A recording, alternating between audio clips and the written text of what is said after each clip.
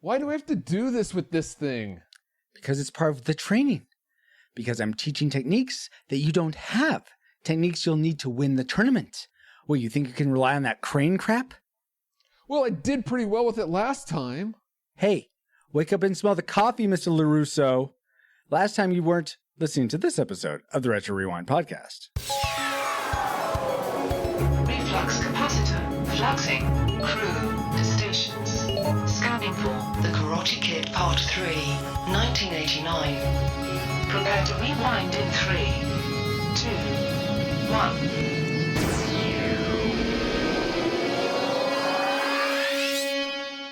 Welcome, Rewinders and new listeners, to the Retro Rewind podcast, where we take a fresh look at movies and games from 15 or more years ago.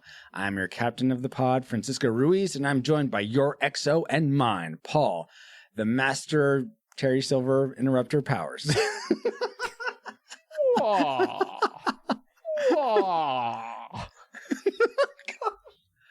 In addition to Paul, we also welcome back aboard the hosts of the Peter Pan Syndrome podcast, where these Gen Y kids take you with them, second star to the right, and straight on to the movies from their childhood. We welcome back once again. It's been a pleasure. So sad to see this be the last time, but we're so glad to have back Alex and Ariana Ortiz. Hello, I am Alex Ortiz. I am Mexican-American, third gen, born in Austin, Texas, and I was born in 1992. I'm here with my wife, Ariana. I am also a Mexican-American, born in Austin, Texas, but I am first gen, and I was born in 1991. Whoa, yeah. Awesome. I hear that's a good year. Is that accurate? It's the best year, actually. Oh, the best year. Oh, okay. Best year, I hear. I can confirm. Awesome. And yeah, I wasn't trying to insinuate that you guys can never come back, by the way. We'd both be happy to have you back on. I just mean, I'm sad that this series of Karate Kids with you on is coming to an end. Yeah. But regardless, now they have a quick flyby of who we are. Paul, can you give us a quick overview of the production specs for the Karate Kid Part III? All right.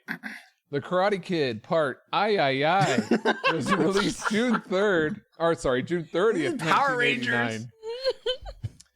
Runs an hour and 52 minutes and is rated PG. It was directed by John G. Avil. Dang it. I'm sorry, John. This is your third Karate Kid movie you directed, and I still can't pronounce your name. You wanted right. us to cover Rocky. Jeez, Paul. Yeah. It was written by Robert Mark Kamen, who also wrote Karate Kid 1 and 2, with lead stars being Ralph Macchio, Pat Morita, Thomas Ian Griffith, and Robin Lively. The music was once again composed by Bill Conti. And, all right, you ready for the box office trivia game? I am ready. Alex and Ariana, are you guys ready? Let's go. All right, Yes. and chat, feel free to guess as well. All right. The Karate Kid Part III was made for about $12 million and earned almost $40 million at the box office. Ooh. Worldwide. Given this, that's and the fact that worldwide? yeah. And given this, and the fact that it came out in the year 1989, how high do you think it ranks among the other movies from 1989? Out of how many? We'll go for top 50. It's in the top 50. Top 50. Okay. Let's start with Alex. What's your guess? I'm going to go 16 this time. 16. Ariana? 20. 20. All right. Let's see. Anyone in chat? I'm not seeing. Oh, 34 from Where's Bobo Ashley? with 42? Come on, Yeah, Bobo. Bobo, 42 go. or 13. All right. I'm honestly, because 89 was such a crazy year, I'm just going to guess 50. I think it's at the bottom of that. Wow. Let's see. Any, Okay. Beck says 12. Hold on. Beck says 12. Star Fox says 20. All right. So, Paul, what is the final answer for where Karate Kid Part III ranks? 35. Oh, my gosh. dang. 35. So, Ashley, with 34, you win this time. Good job, Ashley. Good job. 35. Okay. That's decent. That's respectable, I suppose. Yeah. Especially for 89 numbers. Exactly. Well, thank you for those factoids, Paul. And let's see if any of them factor into our memory mind meld or subsequent roundtable discussion, which we will get into once Alice has located our target film. Alert, alert. Approaching target. Spoilers incoming. Establishing analysis vector. Maybe you didn't hear me. I need your title. The challenge, There's nothing you got that I can't counter. Your karate's a joke. the conflict, What are you saying? You're not going to train me for the tournament? For tournament. Cannot. the trap, the friendship No. Will you train me? of a lifetime. Hey. The Karate Kid Part 3 opens June 30th at theaters everywhere. That commercial definitely brings back some memories. It does. You know what? I think you're right, Paul. It does bring back some memories about the Karate Kid Part 3. But to give you some context for the things we collectively remembered before our rewatch, here's your memory mind melt synopsis for the Karate Kid Part 3. Daniel gets yet another girlfriend who happens to be not quite human sister. I hope young Indiana Jones doesn't mind. What? So Hilary Swank becomes the Karate Kid.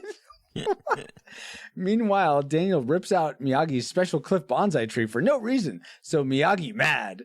Hilary Swank babysits some kids while Daniel decides to join Terry Silver's Cobra Kai in spite of Miyagi. All new All Valley rule allows Daniel to cheat and automatically get into the finals without earning it, allowing Daniel to win another tournament for his collection. Meanwhile, Hilary Swank shoots kids with huge water gun after being sneaky and hiding it behind a newspaper. Yeah, that was definitely deceptive. No Hilary Swank in this one. No, but not this one. based on those memories, as flawed as they were, what rating did they lead you to predict for this film before rewatching it? Classic, nostalgic, or tragic? I think Hilary Swank was in the medical one, the Karate Kid Part IV. Yeah, there you go. Gosh, Paul. It wasn't called that. It's just called The Next Karate Kid, Paul. Oh, that's right. Ariana, what was your prediction for Part 3? I said tragic. Tragic. Alex? Yeah, I also thought tragic. Whoa, Paul? 2 for 2.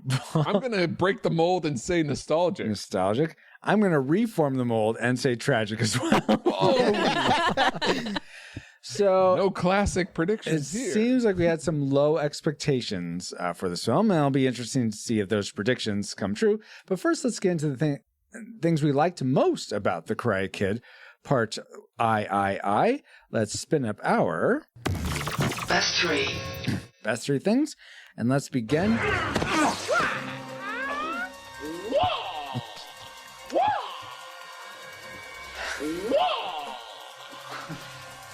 Come on, little man. Let's see how good you really are. Yeah. Let's start with Ariana. What's one thing you liked about this film? Jessica, actually.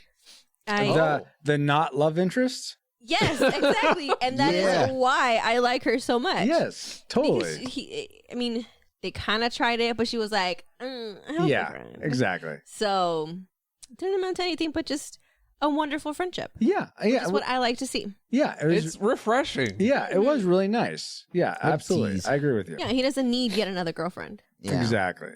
Well, Yeah, they haven't been going too well. Though it would have Yeah, been he kind needs of a break. cool if there was a girl named Amanda in this that would have seeded Cobra Kai in some way. But Okay, but honestly, I was expecting actual Amanda to show up. really? Oh, I was yeah. expecting that to Amazing. happen. It would have been wonderful. Yes. But it didn't no. happen, so I Yeah. guess I'll just... but no. Why Hold can't my they heart think fourth here. dimensional in these writers? Right? Exactly. Francisco, can I piggyback off of that? Like, Of course. I also like Jessica. I nice. think she, besides tricking Daniel into a friend date, which was not cool. I didn't trick him. I thought she was pretty good. I thought her acting seemed really mature in my opinion, and I thought she was really sweet. And she can take a kick to the baby maker like a G. Oh my gosh, wow. that hurt Like me. Right? any other girl would have been gone. After, she takes a kick in the stomach. Yeah. Yeah. And, yeah. I would have been on the floor. Everyone would have been crying. gone. Like, well, what am I still doing around you? Yeah. Yeah. So I like Jessica. Jessica's Totally, pretty cool. guys. Well, Paul, was there Yeah, a with the- character you gravitated to? Was it Jessica or someone else you liked? well, yeah, but with the new cast as good as they were, I really appreciated the old cast coming back. Yeah. And with the mom coming back and the little cameos here and there of the old cast, it was really nice to see. And some of the flashbacks of Karate Kid 1 and 2 in this really help at the beginning. So it's nice that it definitely is a continuation of both, and I really enjoyed. It's not like these old Hollywood movies where they recast Macaulay Culkin Home Alone 3 or whatever. It's nice to have the original cast back. Or these old Hollywood movies that start a dance number in a dragon's head that make no sense. I just don't know what to make of that. Spielberg.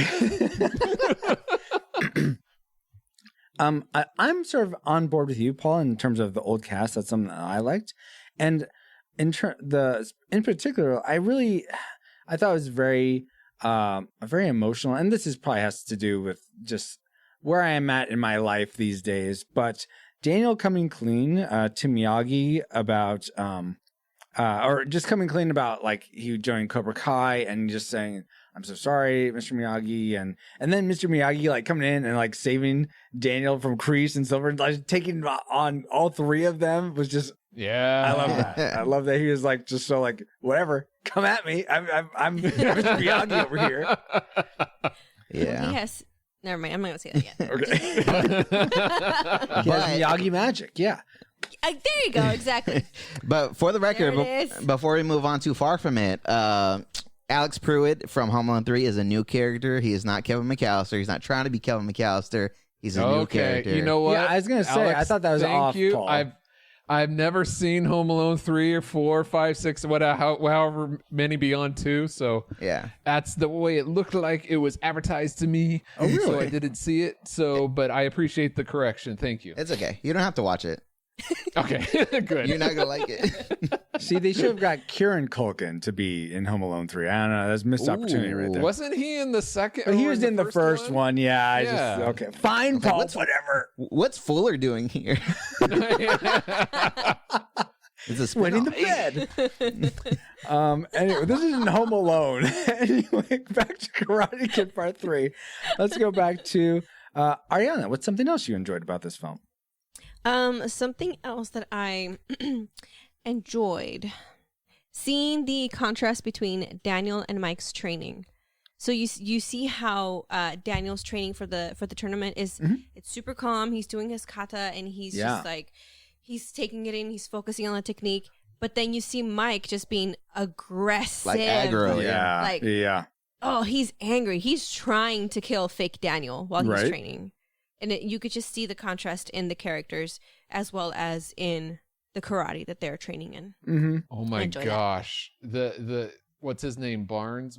Yeah, whatever. Mike Barnes. When he comes after Daniel in the tournament, like boom, boom, boom, boom, like when he first comes after, he is a threat. Like that is a genuine. If you're gonna up the ante, like this guy upped the ante. Yeah. He did an incredible job. And just reading some of the trivia about him, he seemed like very committed to this role. He like wanted it so bad. No. He actually He wasn't one of those method actors. He was like doing that to everybody on set, right? I don't know about that, but in his screen Move out of the way, test, key grip. or in his audition with Ralph Macchio, he actually got Ralph Macchio in a corner and wouldn't let go of him, like wouldn't let him out until. I don't think it's till they gave him the part, but until like someone said cut or something. It's just he wasn't laying up with it at all. So intimidating. Yeah, that's scary. Yeah. I don't. It's not good for us. You have to do things like that though if you want to act in Hollywood. Yeah, and get sued. Okay. I think I'll stay in Texas.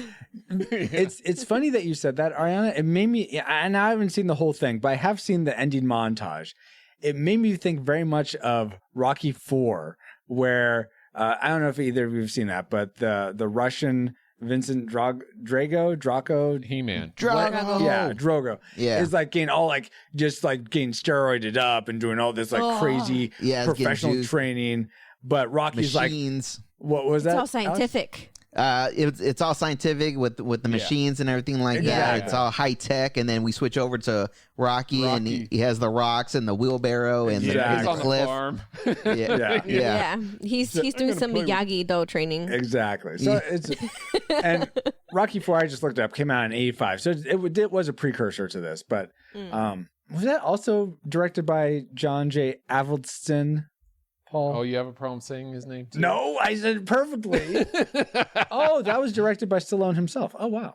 Well, that's cool. Oh. We love you, Anyway. Sylvester Stallone. Indeed. I mean, Arnold's better. But anyway. Whoa. Wait, what did he say? I said Arnold's better. But Oh no. In terms Francisco, of... why are you just giving me so many fighting words today? Like, first you're like, Lilo and Stitch stinks. Now you're like, Arnold is better. Like, what's happening? In terms of movies and characters, I don't know about like their personal lives, but regardless, let's go to Paul next. What's something you enjoyed, Paul, about? Oh my gosh. Right, This is kind of technical, but I so enjoyed that shot of Daniel and Miyagi on the mountaintop, and then it pulls away. It's got to be like on a helicopter. Yeah. Because it just keeps pulling and pulling again, with them on the mountaintop against the ocean backdrop. That was an amazing shot. Oh, yeah. Yes. Yeah. That very cool. Alex, was there anything technical like that really was one of your likes, or did something else really draw you into this film? Actually, kind of, sort of, yeah. So to mix Adriana's and then Paul's, it's I think it was the kata being used in the final round to distract / disorient Barnes. I mean, I think it felt more natural compared to the drum move that we all laughed at in the last one. And it was showing Terry Silver that, the kata wasn't worthless, as Terry said. Yes. So I like that part. I did him focus. That didn't make one of my likes, but yeah, I absolutely agree that it was cool that it made so much more sense, like you said, than the drums. Yeah, and like they didn't shoe in a new move. Exactly, Yeah. exactly. It was like, It this actually is... made more sense than a crane kick if you want to be technical about it. Yeah, because I could see how that would confuse Barnes, who's all about just like aggression, and it's like, what craziness is this thing? I It don't know would what's going to confuse come at me too. Yeah, I loved the look. Sorry, I didn't mean to. That's okay. I loved the look on his face when he saw Daniel like just going move after move after move, and he was just like, exactly.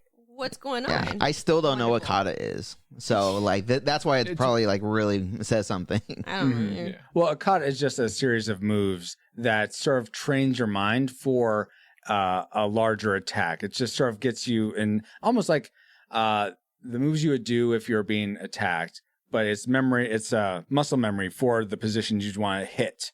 It's kind of like stretching before going out in the game. Okay, so it's Warm kind of up. okay, so it's kind of like yoga where they all have like their own isolated moves and you put them all together. I think and so. You memorize it. Sure. Yeah, so I think something like that. And there's different. It's not all the same. Like I know at the martial arts school I used to go to, you would learn different ones. There wasn't. I don't think they are called katas, but it was something like that where they're just different. Or they're called palgays. It's just essentially different sets of moves that you learn. And Yeah, you go most through. martial arts have that. Different names, yeah. Exactly. That's cool. Anyway, something that I liked that was also sort of a technical thing, I guess, but it was very dramatic for whatever reason. I got so sucked into when the bonsai tree falls. And like, oh my gosh, oh, it's in the water. Oh crap, what's going to happen? Oh, get it. What are you doing? Come on. Yeah. I was feeling so like, so much care That for this bonsai tree really added a lot of tension. Yes. Oh, yeah, there it did. was So much Absolutely. anxiety in that one scene. That's just oh gosh, that one. moment. Oh my gosh, even worse when Mike grabs it just in Daniel's face and you just hear the crack. Oh, Yeah. hurt my soul. So much for But I Jessica love knowing the how to analogy. repel. I love the analogy between the tree and Daniel, how Yes. his life was snapped. Yeah. and, like, Yeah. out of Yes. place. Yeah. Yeah. That is no. actually one of my likes. Oh, well, perfect. Did that I'm happen to setting be you up. Here you go. Did that happen to be your classic maker? Because we're to classic makers now. Let me look. Okay. Yes, actually. I Awesome. love the metaphor Yes. because he's just so it's just like one thing after the other. He just cannot win for losing, and he's just lost a sense of who he is. Yeah. And Miyagi putting back the tree together and taping it together, and then seeing it at the end how it's flourishing. Like it has the buds again. Like this is what Daniel has to look forward to. This is the optimism that he needs in that moment to feel better about the mistakes that he's made, because he's a child. Yeah, for sure. Yeah. And I love that it reflects that he has deep roots, that it's not that there's more to him than just all this surface level stuff. Right, yeah. Yeah. There's a deeper character that can overcome. Yeah, for sure. Sort of not my classic maker is comes earlier than that, and it's more of a reflection of Mr. Miyagi.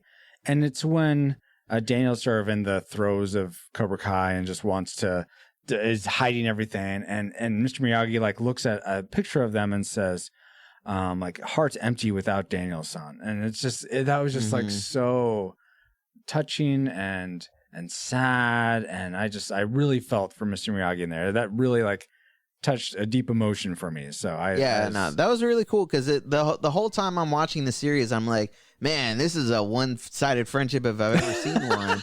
And yeah, so hearing Miyagi say that, like he does care about Daniel. Yes, yeah, and he's very much like his son. It seems like throughout the whole thing. Yeah. Let's go to Alex. Let's go to you. What's your classic maker for? I was about to say Cobra Kai for Karate Kid Part 3. Whoa. My classic maker is Adriana might want to take off your headphones for this one. I really love Terry Silver in this. Okay. Man, he is turned up to 11. He's having such a good time in this movie. Here's my 3-part reason why he's awesome. Number one, well, I've already said the first one. But I really like the way the manipulation on Daniel. I believed Terry when he was like sticking up for Daniel, and I was like, in the back of my head, I was like, is he going to steal Daniel from Mr. Miyagi? Is he going to backtrack on his promise and take Daniel under his wing? Like, that's how much he was really protective over Daniel, and I believed it. And I also like the line at the end of the movie. I love it when he pounds him. Oh my gosh! Oh man. I love that audio. It's so good. I'm not gonna make any comments. All right. Leave it at that. I see. The problem with Ariana is that she doesn't really understand that a villain can be good at being a villain, and she just gets so emotional about it. You're like, that's fine. That's what they're supposed to do. They're the villain. And she just hates him so much. Don't even come at me right now, bro, because we're gonna fight. I mean, and you know what? I can understand that, Ariana. I mean, the villains in Lilo and Stitch just make that movie horrible. So I totally get it. What? I gotta go. No, that's not the problem. Like, there are plenty of villains that I love. I mean, Scar's amazing. Yeah. Loki, I love Loki. Who else do I like? Wait. Loki is manipulative and charming. Yeah. Yeah, but he's Loki. There's Loki, and then there's Terry. Yeah. Well, so Like, Terry has a slimy quality to him that Exactly. maybe that's what you're reacting to. Which I can the see, hair is slicked back in a ponytail. Yeah. Wait, no, that's Loki. See, Oh my okay, God. but he the whole time I was watching that movie, The Karate Kid 3, I was just thinking about the Green Ranger. Really? What's his name? I could see that. Tommy. Yeah. Yeah, Tommy Oliver. Yeah, because all I remember, I mean, all I see when I'm looking at Karate Kid 3 is just the slicked back hair and the I can see ponytail. that. Yeah. And obviously he has the karate moves. Yeah. Like Tommy. It's funny that you say that, because you know who I was thinking about the entire time I was looking at Terry Silver? Who? I was thinking about the bad guy from the first Three Ninjas. Did Three Ninjas steal really? all their villains from Karate Kid series? I don't remember that one. I love being a bad guy. Gross. But that the whole that Terry Silver reminded you of the Green Ranger. That's why this is the Karate Kid part. Aye. There you go. Anyway, nice pool. Paul, what's your classic maker? Was it Terry Silver as well? Did he was he such a ham of a villain for you, or something? As well written, I agree as that villain is, because oh man, but mine is kind of ridiculous, and no one would probably ever agree with me. Okay. But the moment where Daniel is trying not to go into the tournament and these people are attacking him, and he's in the truck with Mr. Miyagi, and he's like, what are we going to do about it? And Miyagi just starts singing. Like, I don't care. Like, forget about it. I'm like, yes, that's the right attitude. Yeah. Move on. Mm-hmm. That was my classic maker. I love that moment. You know what? I totally forgot about that sort of arc of Daniel where he's just doing everything he can to avoid it because he's like, yeah, I don't want to do this. This doesn't matter to me.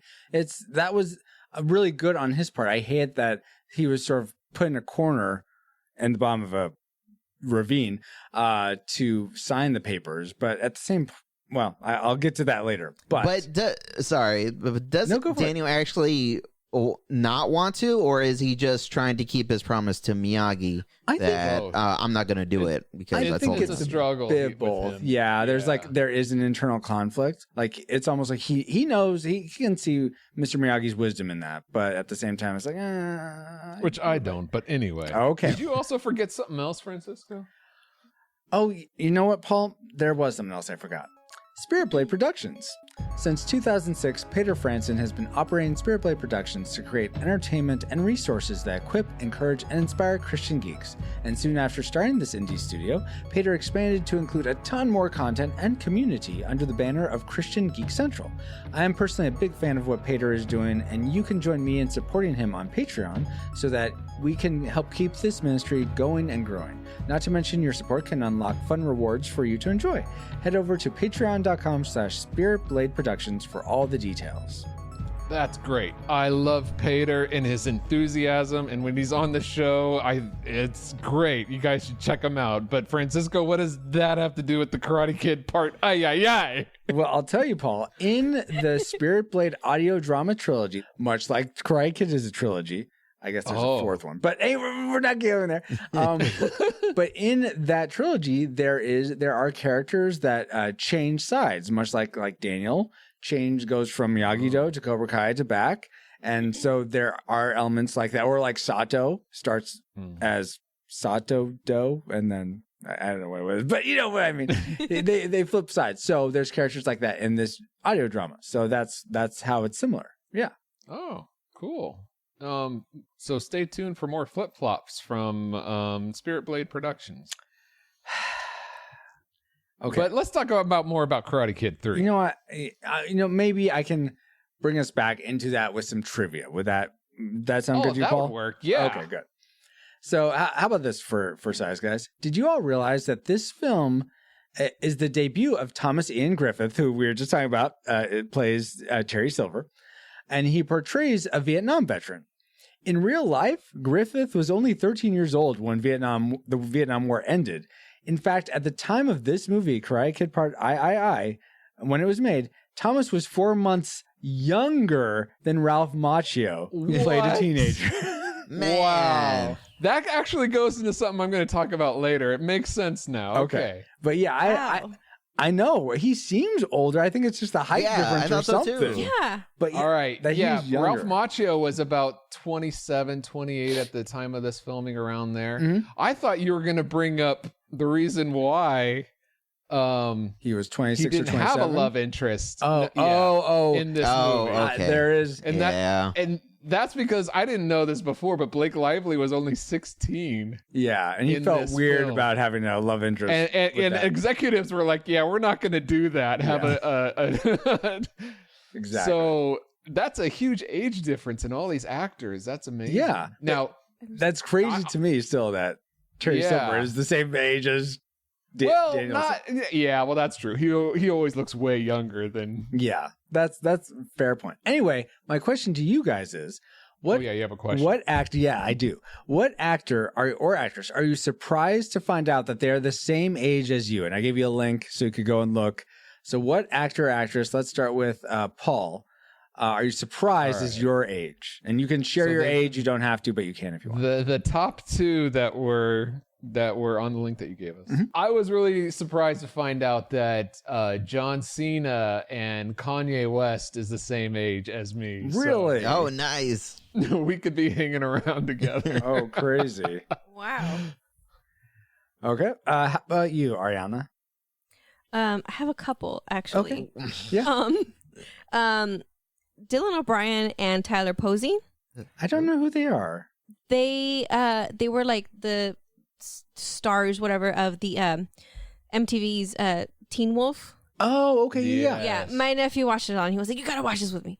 I thought they were way younger than me, but no, they're both 29. Oh, wow. And then Emma Roberts, I thought she was older. Actually, Was it Roberts? Emma Roberts. Oh gosh, Well, She's I that think she one hot played chick from Nancy that one hot Drew. show. oh, which Nancy Drew? like the one we were in high school. Oh, okay. She's Julia Roberts' niece. Oh, okay. I'd have to show you a picture. That's fine. You're the same And age as then Julia Roberts. Oh, my gosh. yes, actually. Wow, that is surprising. And then Logan Lerman, he is Percy Jackson. Oh, really? Oh. Okay. Cool. I was surprised. I saw a picture of him now in 2021, I guess, and he's like all gray hair, just Oh, really? gray, like he's his crazy. beard. It's all gray, and I'm like, this man has to be Yeah. way older than me. But no, he's 29. Wow. nice. All right. Amazing. And Alex, how about you? I stalked myself on Facebook just to find this post for y'all. On June 24, 2019, I made a post that says, "When you realize you're older than Cardi B, and then it's Scott Calvin growing the big white beard." I was shocked that I was older than Cardi B. What? Are you shocked too? What? Yeah, it's crazy, right? We're both going to turn 29 this year. Oh, that's cute. I'm Yeah. being 30. Okay, sure, whatever. So, I'm gonna be 30 this year. yeah, I mean, that's pretty awesome, if you ask me. That's crazy. She's younger than us? Yeah. By 2 months for me, you know. Okay. But still you're relatively close, but still. Yeah, Okay, and she was in great. Hustler, so I consider her an actress. Yeah. For sure. All right, Francisco. I'm not going to let this one go without you answering it. Oh, you want me to answer? Oh, thank If you. you Well, don't that's mind. very kind of you to suggest. So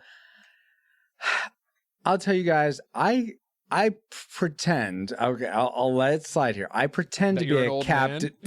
Bite me, Paul. To be a captain of this ship called the Pod, the Retro Rewind Pod. And that's great, but I could have pretended to be the captain of the USS Enterprise Kelvin universe because Chris Pine is my age. Whoa. Wow. Or even better, I could have taken the One Ring to Mordor because Elijah Wood is also my age of 40. Oh. I mean, I'm going to turn 40 this year, so Yeah. I will look Nice. for 4-year-olds.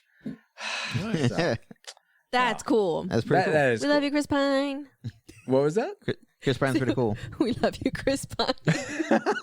Chris Pine is cool. We have this Christmas tree, and we decorated with blue and silver ornaments. And I printed out a picture of Chris Pine in a blue suit, and now we have a Chris Pine. It's a Vine joke. It's a Vine joke. It's a pine tree. It's a Chris Pine. It's Chris Pine. Oh my god. Also for those one more bonus for those Boy Meets World fans, Ben Savage is also my age. So there What? you go. I saw him at an airport once. You met him at an airport once? Yeah. Oh, that's cool. LAX, baby. Oh my gosh.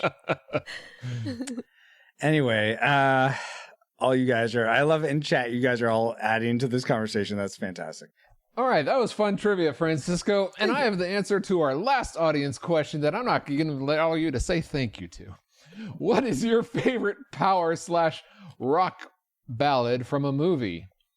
And we actually had a couple answers, and the one who won cool. was from Bobo. That's our Bobo here in chat, or Dave Bobke. He said, "There's no easy way out from Rocky IV." Hey. Good choice. So thank you so much, Bobo. You are currently a Fourth Dimensional fan, though. So if you have someone else you'd like to donate your 1 month of 40 Fourth Dimensional fandom to, let me know, and then we can make that happen. But thank you so much for emailing in with your answer. Now, here's this episode's listener question. Which Karate Kid film is your favorite? We will accept answers between Rocky, No, Karate Kid. 1, 2, 3, 4. The next Karate Kid, and even the remake with the Smith family. Nice. So okay. You have 5 to choose from. Which is your favorite? Awesome.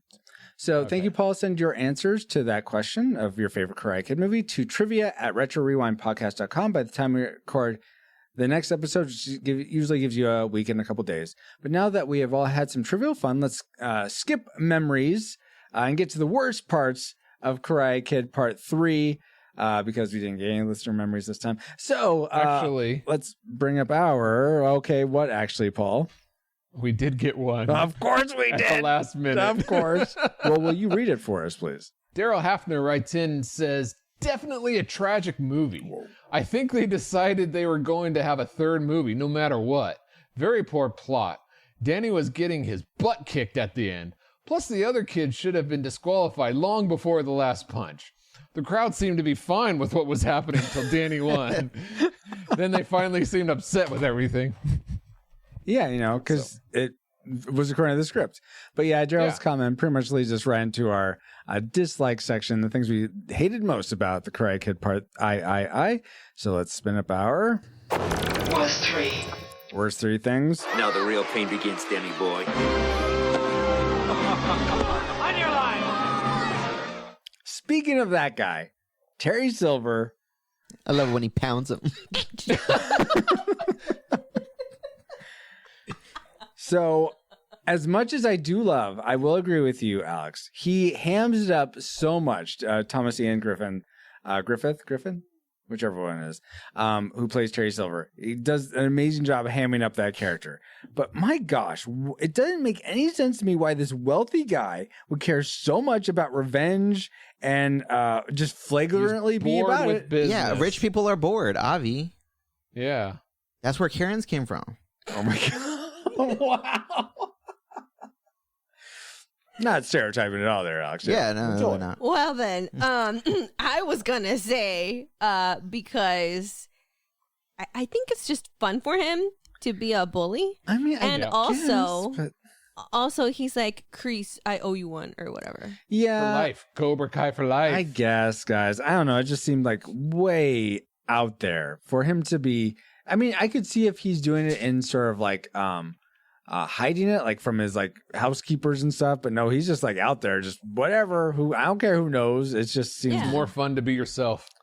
All right, fine. We're all planning it together. Yeah, fine. Ariana, what's something you didn't like about Karate Kid Part 3? Daniel deciding to go and get Mr. Miyagi's bonsai tree. Oh, yeah. Because what the heck, Daniel? I don't think he fully understood the significance of Mr. Miyagi planting that tree so far away to where nobody would have access to it. And I don't think Mr. Miyagi fully understands the value of $10,000. Yeah. Well, probably not. I guess there's that.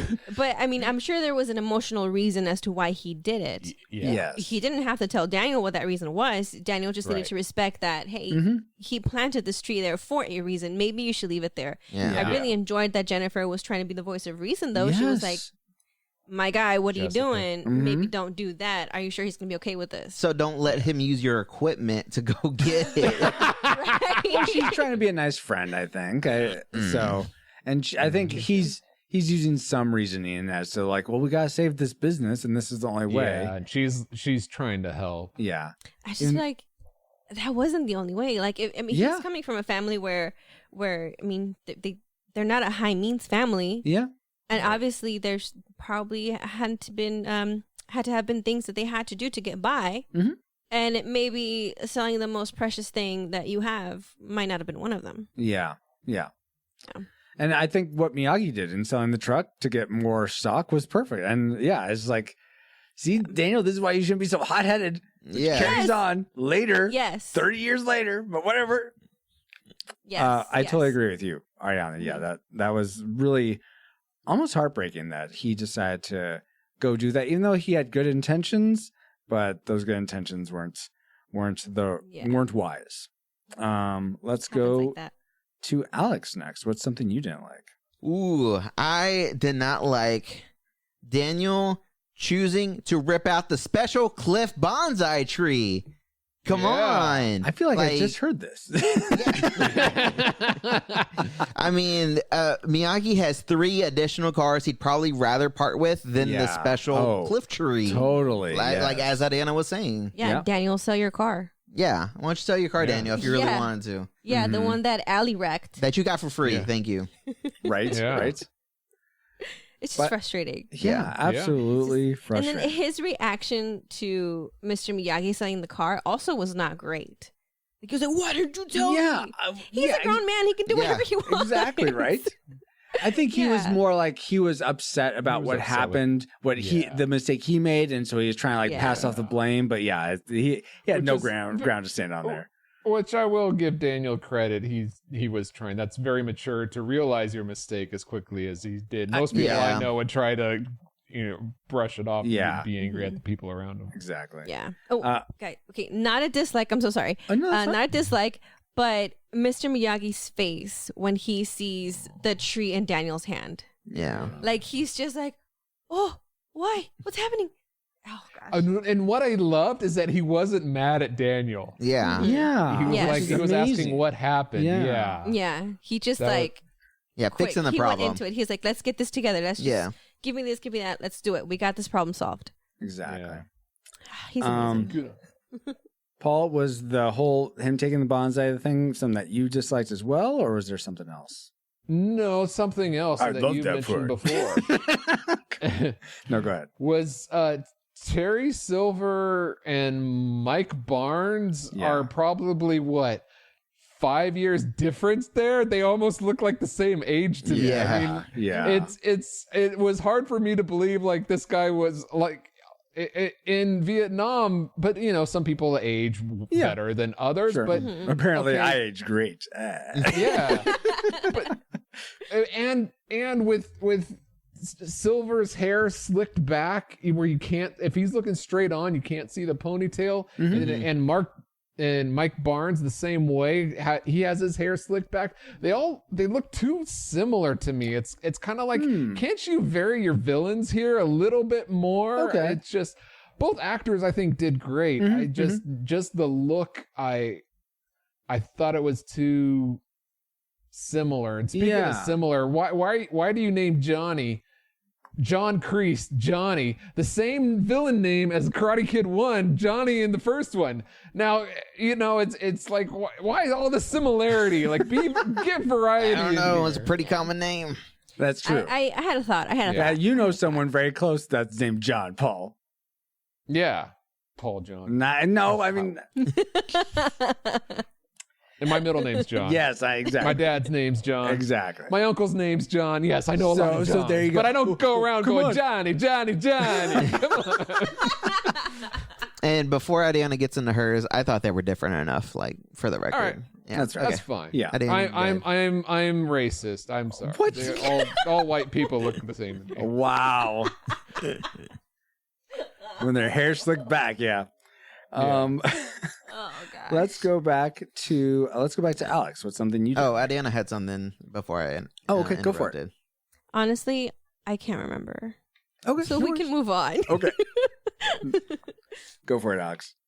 Okay. I did not like Miyagi not training Daniel for the tournament. I mean, yes, it is partly Daniel's fault for not properly explaining the situation to Miyagi, but I think Barnes targeting Daniel is kind of a bet, maybe not a better reason, but probably on the same level of getting picked on by Johnny and the rest of Cobra Kai. I mean, you're being attacked at your store, at your place of work. I mean, if this guy wants your title, I mean, just Miyagi teach me or something like that. Maybe the difference is that Daniel should know how to defend himself at this point, and it shouldn't have to be at the tournament. Well, you never stop learning, Right, of course, but that's true. And that's why he teaches him the kata on top of the mountain, so he's still teaching him, but it's just not tournament focused. But I could see how it's like, oh, they're wanting this thing, so can you help me with this? Great. Yeah, I don't know.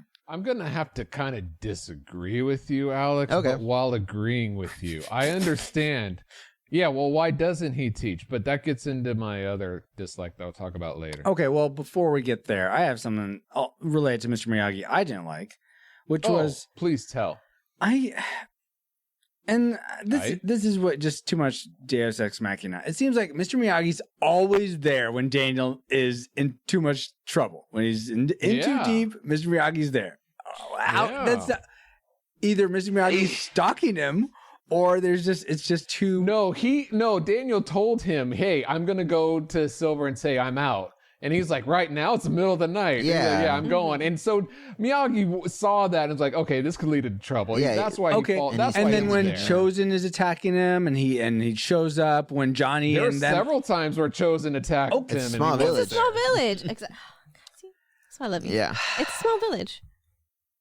Fine, people guys. know people. Okay, fine. I see your point, Francisco. It just seems but too no, it does make convenient. sense. Miyagi is, everywhere. He's on the president. There's that Miyagi magic. Yeah, okay. Yeah. Yeah. Oh my gosh. So that was just something incidental about him.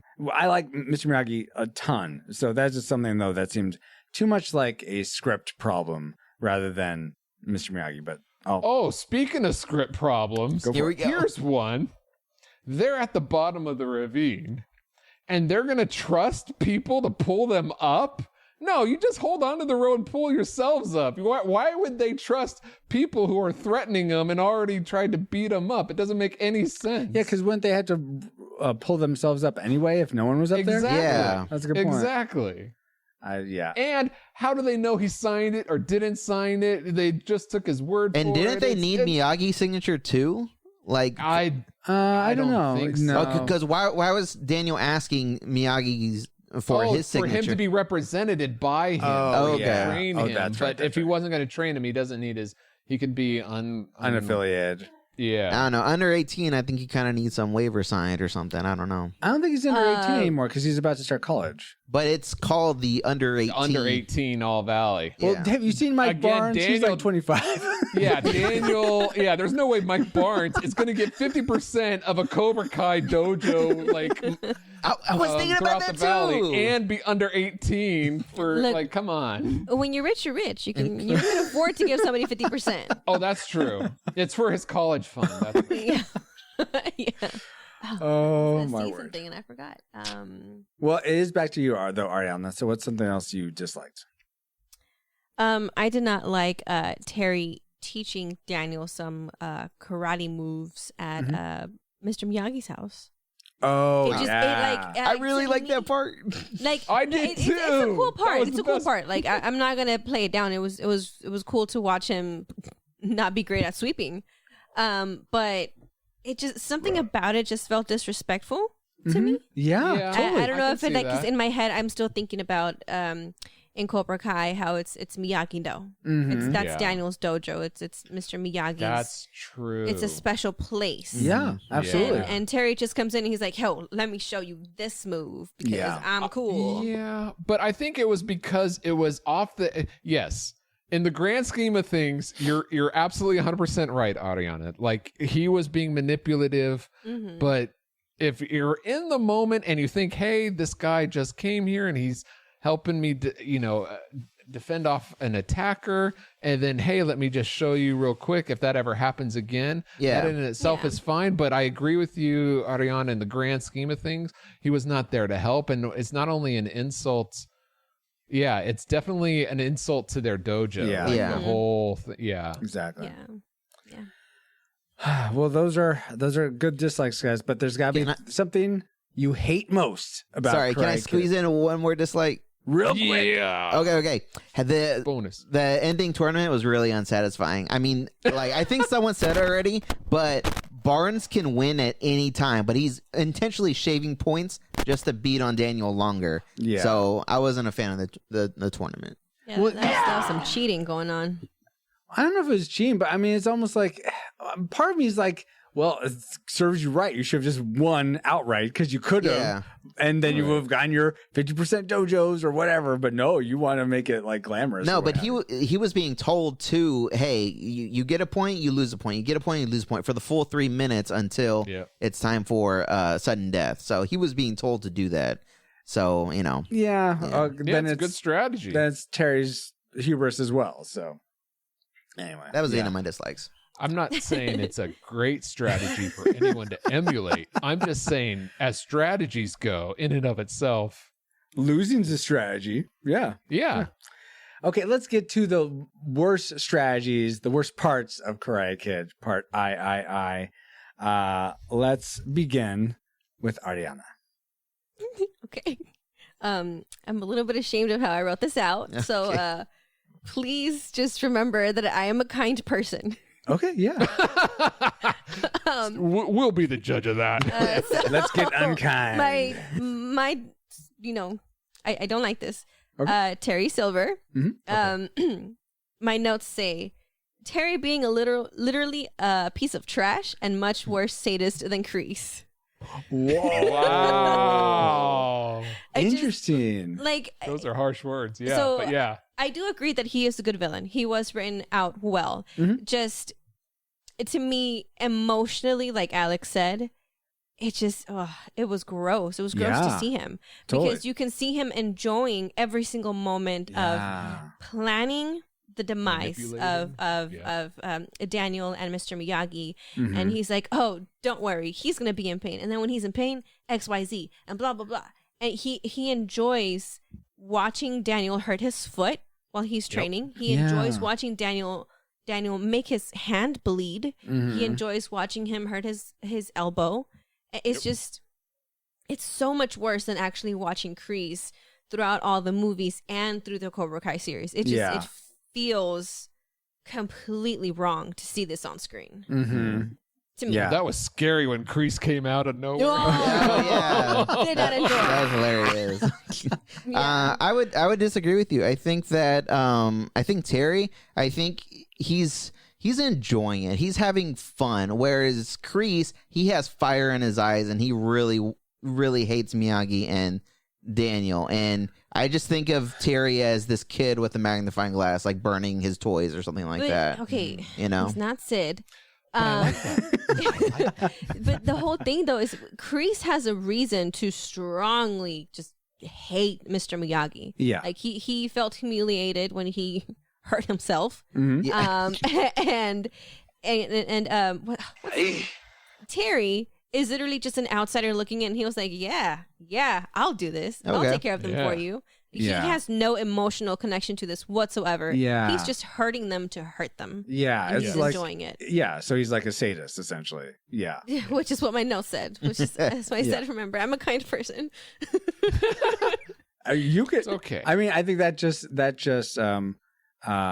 underlines your kindness in that you see this as such evil, Ariana. So that's totally understandable that you would classify this character that way. No, I don't think that any apology is necessary. Except Paul, I'm sure whatever your tragic maker is, you have to apologize for it. Okay, go for it. Yeah, I'm sorry. I apologize, but I just don't understand why Daniel and Miyagi agree to fight in the tournament. Okay, given the fact you're right, Alex, I don't understand why Miyagi didn't train him. But once you have that established, why do they agree to fight in the tournament? Because they give this, I'll play the line, okay? We have an agenda here, Daniel. It's really very simple. You guys crazy. Either you fight one fight on one day, or you fight every day for the rest of your life. What's it gonna be, Danny boy? It's gonna be, I'm not gonna be there. So just forget about it, all right? He said, that's very compelling. Look, we'll fight you every day. But he says, no, forget you. Mm-hmm. And then all of a sudden, after that, Miyagi comes in and beats them all up. And then instead of proving the point, look, I'm not going to be in the tournament because Miyagi just beat you up. It's good. It's like, okay, now we're both going to be like in this. Now I'm going to be in the tournament and Miyagi is going to train me. They did a flip based. I don't understand the motivation behind it all. It just doesn't make any sense to me. Yeah. I'll just pause real our sort of dislike section real quick for some other trivia that I read. So again, this is IMDb trivia. Take it with a grain of salt. But apparently both Ralph Macchio and either some of the producers or the director really felt like this script was underbaked. There wasn't a lot there. There should have been a lot more. There's like rewritten, or there's just a lot not working with it. And so I think this definitely plays to that. There's definitely some themes like the symbolism of Daniel and the bonsai tree. That's great, but yeah, some things like this, that just don't make any sense. I agree, Paul. It's very strange. And that goes right into some a similar tragic maker that I have, which is Daniel is this like he's more experienced at this point than in Karate Kid 1 or 2, and how I don't get how he doesn't understand. I mean, eventually he comes to like accepting this from Mr. Miyagi, but I don't get how he doesn't understand that karate is used for defense, to defend your honor and life, and that means something, but when used to defend a plastic trophy, that means nothing. How does he not understand that after all he's been through? That should be blatantly obvious that's what. Because he wants it. Yeah, he's still a kid. He's, this is the only thing he's had. That's like saying, okay, Francisco, Nintendo games are just a waste of time. They don't really provide you any good benefit in life. But you know what? You can't play Nintendo anymore. No, I still want to play Nintendo, even though there's like no, you know what I mean? That's still something he wants to hold on to. That's the false analogy. The correct analogy. Restate the correct analogy. You can only play Nintendo games for self just satisfaction. You're not playing in the Nintendo tournament and the Wizard. You're just playing for the pure enjoyment of playing Nintendo. That would be the proper analogy, and that'd be like, all right, I guess I could just play it for the enjoyment of it. No. But going back to my dislike, I feel like once it wasn't about the plastic metal trophy anymore, when it was about, getting this guy off your back, I thought that Miyagi would be, a little bit more open to going back into the tournament, and just him saying no. It just didn't feel like that's something he should have, been about. Well, what's the thing that they really, really shouldn't have done in this film? Alex, finish this off with your tragic maker. Daniel using his college money to pay for Mr. Miyagi's little trees. Oh, that was lame. I hated that so much. And I don't get this. I think that's great. You want to start a business? That's fine. I mean, okay, because I feel like Daniel was kind of doing it for himself and just kind of saying it was for Miyagi because he was really hyped about it, and he was using Miyagi's dream as like a push to like, hey, I want to do this too. Mm-hmm. I mean, okay, on a personal level, I feel like the people that, and I could be wrong. I mean, I'm only one person. I've only done one thing in my life, but I feel like when you take that year break between high school and college, you do. You lose the momentum, and you may never go back to college. And I feel like He'll probably just wind up as a used car salesman or something. He sells new cars too, or that too. Yeah, and 93 Dodge Caravans, but still. Which, sorry to interrupt you, but in this moment where Daniel is showing Mr. Miyagi what the space actually looks like, you can see the salesman in him. Because he's like, oh, we can do this. Oh, imagine that. Oh, this is fine. This is just yours. So you can just do whatever you want. And it's like. And I look at him and say, look how full of crap you are. Exactly. This place is worse than.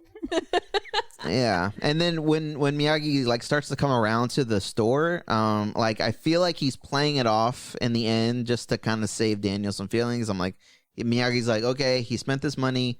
We can't get it back. I'm just going to pretend to be happy, and, we'll just take this as a positive. I think he was happy. I think he was disappointed. But I can see what you're saying, Alex. He was disappointed that Daniel used his college money that he worked so hard to earn. Yeah. I was about to that's the thing is, where did he get that college money? From the ice thing, I thought. Okay, Mr. Miyagi bet, and he gave him the winning bet and said, use this for college. Uh-huh. Right. So, and now, But that was to replace Daniel's college money from joining him in Okinawa. And 2, so where did he originally get that money from? Like his mom. Either way, I agree with you, Alex. It's not his decision what to do with that money, really. I could see that, guys. But somebody left that money in his care, so he spent it. I suppose so. Yeah. Well, guys, now that we've entered all our targeting information into the firing computer, Alice, do you have a firing solution for us? Firing solution complete. Rating salvo at the ready. On your mark.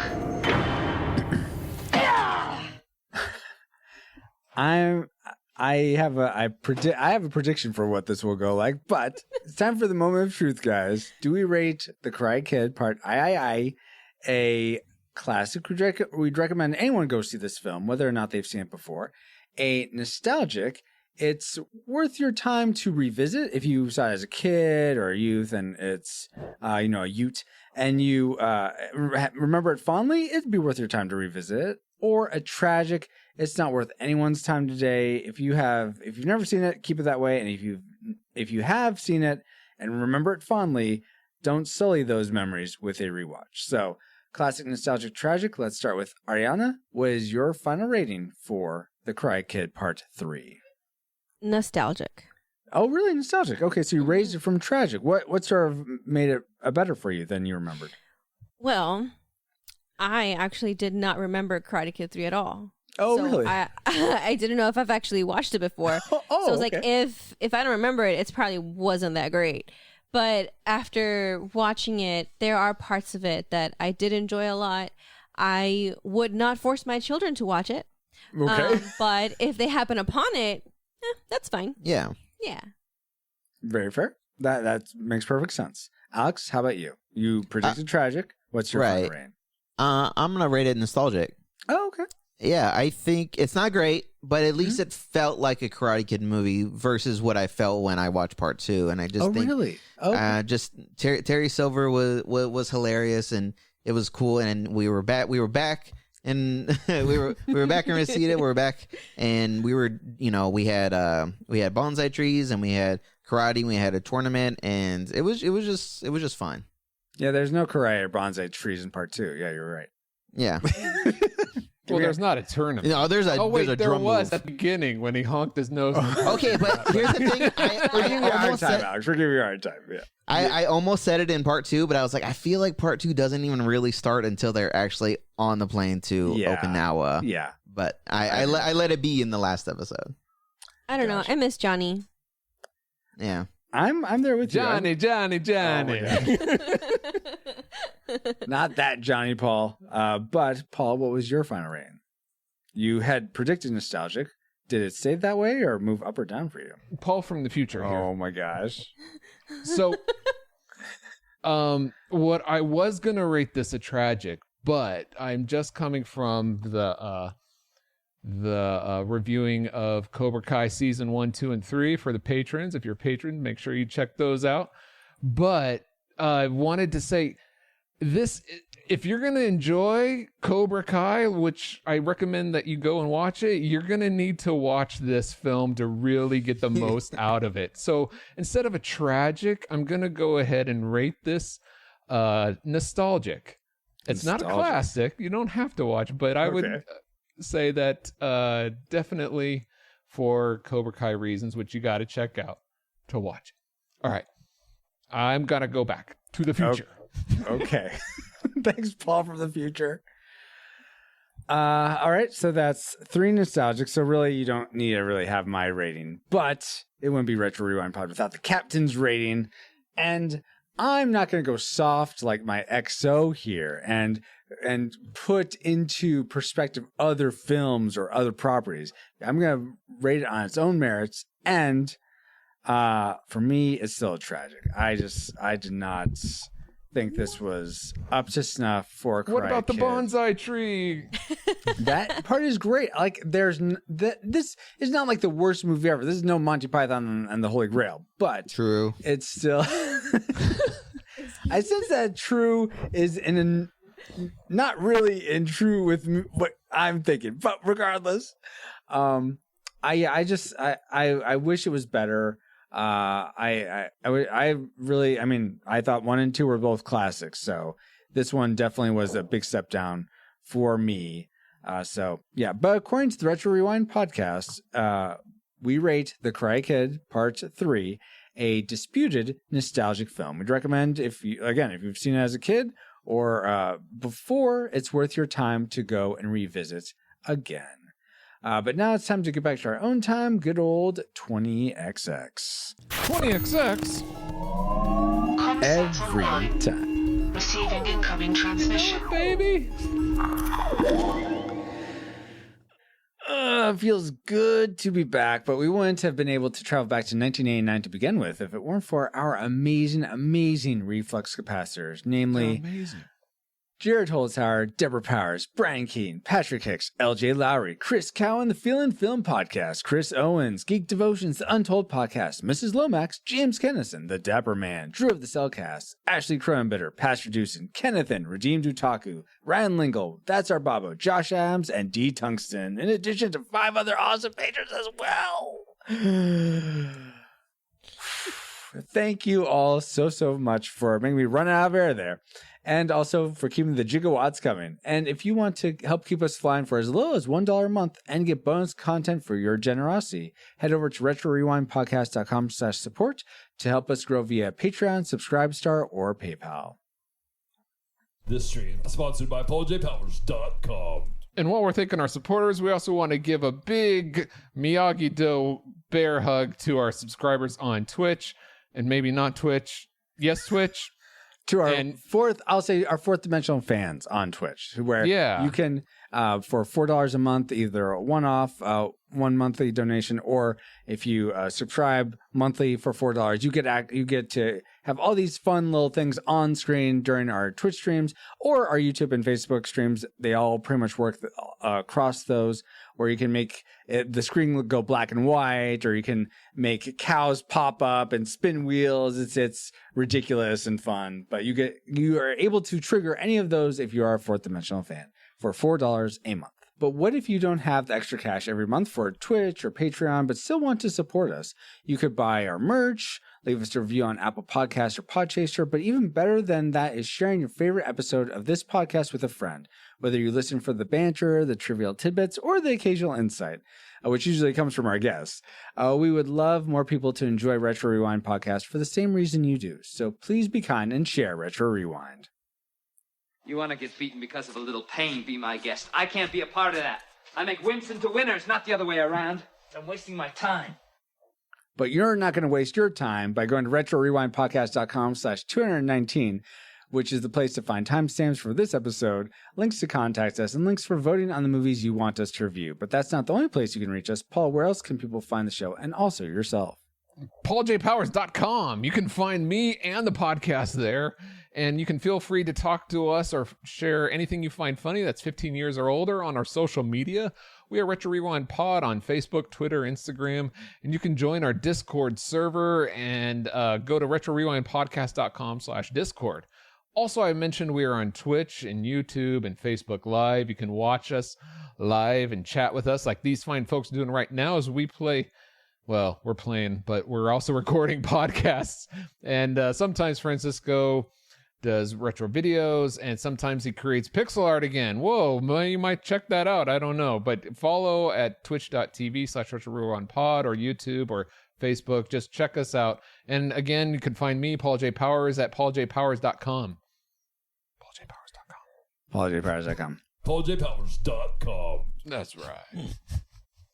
Anyway, now back to the notes. End mode done. And my dog. Can you hear my dog? Yes, I can hear you. All right. Obey my dog. He's so hot right now.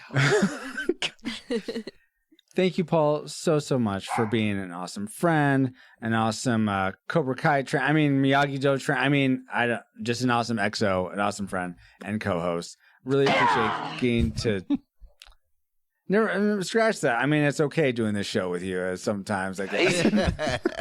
No, I really appreciate getting to do the Retro Rewind podcast with you, my friend. And I am truly grateful for a guest coming on yet again to discuss the Karate Kid part I. So we'll go alphabetically and start with Alex. Please tell us how we can find you online. Is there anything you'd like to promote? Yeah, you can find us and our podcast on the Facebooks at the Peter Pan Syndrome Podcast Facebook group. That's where you can find us. Our show is, it mainly focuses on the lore of the movie in between the start time and the end time, and the trailers if we have the VHS handy. Cool. And who is next to you? Adriana, my wife. Oh, I messed it up. My wife. The potato. No. Yeah, you can find us on Twitter at PP Syndrome Pod or Tumblr at PP Syndrome Pod. I promise we're going to update it. And yeah, thank you so much for having us. It's been so much fun. It's great. Okay, we love having you, but I gotta ask, the PP syndrome, if I look that up, and is that gonna direct me to your podcast, or is it gonna take me somewhere I don't want to go? I've never tried. We intentionally did that because I'm like, well, Twitter only allows so much characters in the name. And I'm like, what's the funniest way I can do this? And then PP Syndrome Pod was the obvious choice. I mean, come on, obviously we laugh at duty jokes. Yeah. Right. Well, very obvious. Then. Well, it was so great having you guys. So thank you so much for being on for Karate Kid 2 and the Cobra Kai's and Karate Kid 3. It's been a rad experience getting to have you guys on. So thank you so much. Yeah, sure thing. Thank you. We had a lot of fun. Awesome. Really appreciate you. Really appreciate you, Paul. But as much as you guys are awesome, you're not the awesomest. That is reserved for you. Yes, you listening right this second. Terry, Daniel, non-love interest girl, I forget your name. Whether this is your first time listening to the show or you're part of the Rewinder community, thanks for spending time with us, and we pray you're more joyful now than when you first hit play. I have been and continue to be Francisco Ruiz. Find me on Twitter at FXRetro_, or on Instagram at FXRUIZX, and you can DM me at either of those places for pixel art commissions. And finally, we are honored to be part of the Christian Geek Central network at ChristianGeekCentral.com.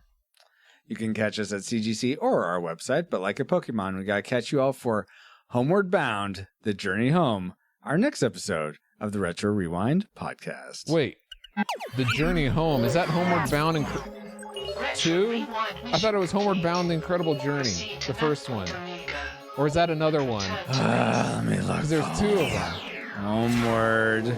Either way, I gotta go jump into Thunder Road 2 and help review the Cobra Kai's. I'm gonna go review Cobra Kai Season 1 now with you guys. Looking forward to you. Seeing you soon. Again, you know how that works. Anyway. It is the incredible journey, by the way, before you leave, Paul. All right. Hey, I like that! Oh, I like that, Johnny! I'm gonna use that!